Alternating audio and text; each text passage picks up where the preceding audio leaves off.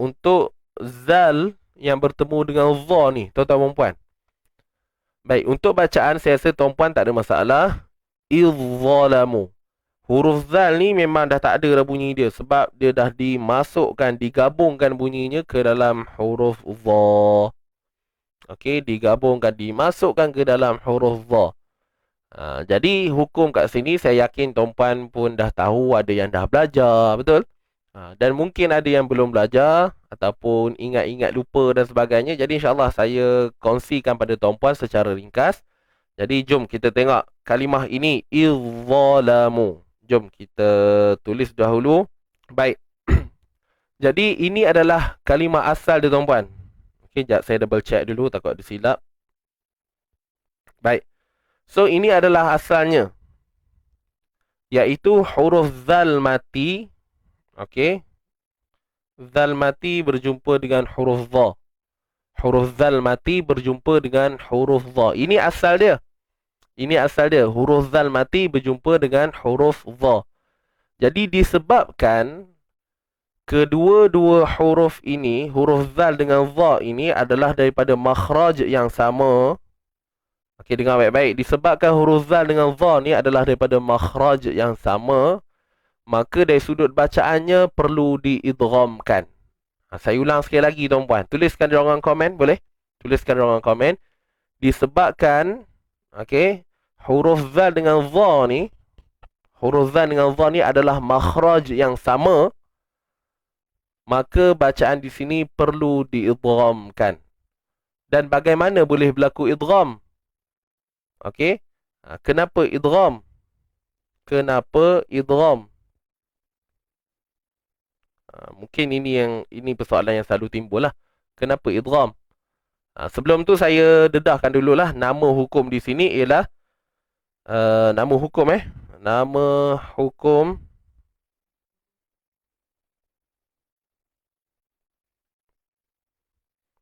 idgham mutajanisain. Idgham. Oh, tak nampak. Sekejap kita adjust sikit.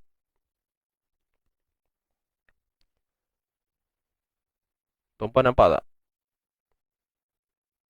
Okey. So nama hukum kat sini idgham mutajanisain.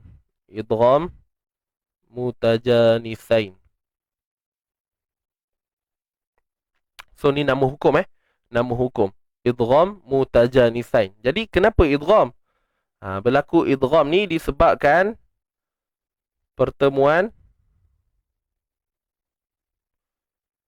dua huruf yang sama makhraj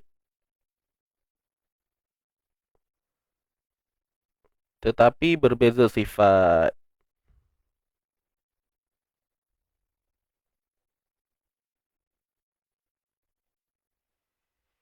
Okey.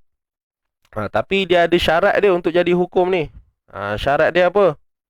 Huruf pertama mesti mati dan huruf kedua hidup. Huruf pertama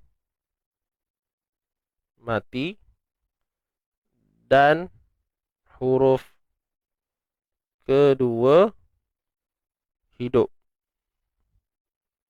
Syarat untuk jadi idgham ni, dia mesti huruf pertama tu mati. Tengok ni. Huruf pertama tu mati. Dan huruf kedua hidup. Faham tak? Tu syarat dia. Syarat untuk jadi idgham ni, dia mesti huruf pertama mati dan huruf kedua hidup. Dan kenapa dia jadi idgham? Bila tanya kenapa jadi idgham, sebabkan pertemuan dua huruf ni adalah daripada makhraj yang sama. Sama makhraj tetapi berbeza sifat. Itu sahaja. Faham tak? Sama makhraj tetapi berbeza sifat. Okey. Jadi untuk huruf dha, kalau kita kalau kita cerita tentang makhraj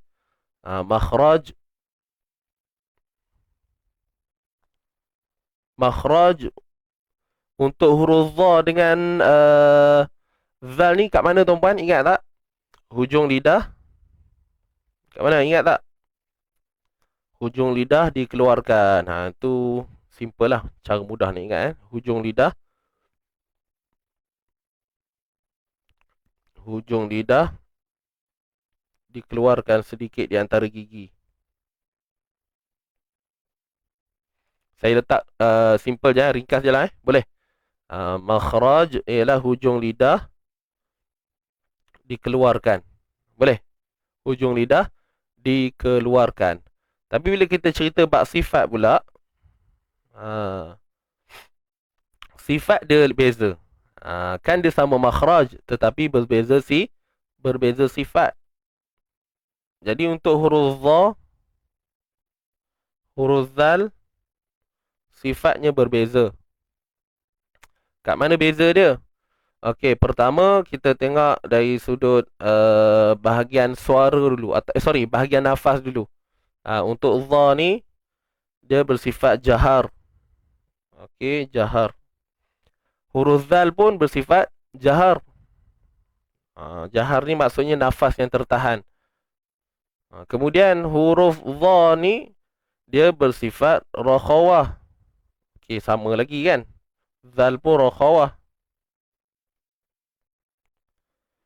Kemudian yang ketiga, huruf dha ni bersifat isti'la. Huruf yang tebal. Manakala huruf zal ni bersifat istifal. Nipis. Jadi kita dah nampak dah beza dekat mana. Okay, kita dah start nampak dah beza dekat mana.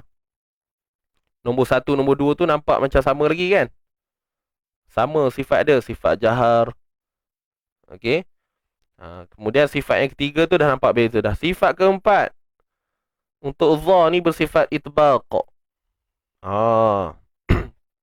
Untuk zal pula bersifat infitah. Dan sifat yang kelima, ismat. Dan untuk zal pun sama, ismat juga. Jadi tuan-tuan dan puan, banyak huraian dia kan? Ya. Okay. So untuk dha dengan zal ni, kita dah nampak. Kalau cerita dari sudut makhraj huruf, tempat keluar huruf dia sama. Tak ada yang beza, iaitu hujung lidah perlu dikeluarkan. Itulah yang dimaksudkan sama makhraj. Tetapi berbeza sifat.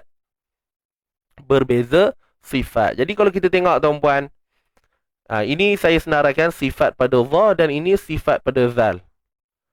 Untuk sifat yang pertama berkaitan dengan nafas, masih sama lagi. Sama-sama jahar, iaitu nafas yang tertahan. Bila kita sebut dha dengan zal ni, sama-sama nafasnya tertahan. Pergi pula pada bahagian suara pun sama lagi, rakhawah, iaitu suara yang terus mengalir. Kalau zal, masih lagi suara yang mengalir. Mari pula sifat yang ketiga. Kat sini kita dah start nampak dah dia punya perbezaan. Kat sini. So saya kotakkan dia lah. Okey. Yang saya kotakkan ni, inilah dia beza dia tuan-puan. Yang mana huruf dha bersifat isti'la. Isti'la ni kita kata tebal lah. Sifat tebal. Kan? Istifal sifat nipis. Inilah beza dia. Ini yang dikatakan sama makhraj tetapi berbeza sifat. Kemudian yang kedua pula, itbaq. Itbaq. Keliling lidah menutupi lelangit. Ataupun kita kata sebahagian besar lidah menutupi lelangit. Lidah menutupi lelangit. Saya buat ringkas je lah. Lidah tutup lelangit. Kalau infitah ni terbuka. Nampak?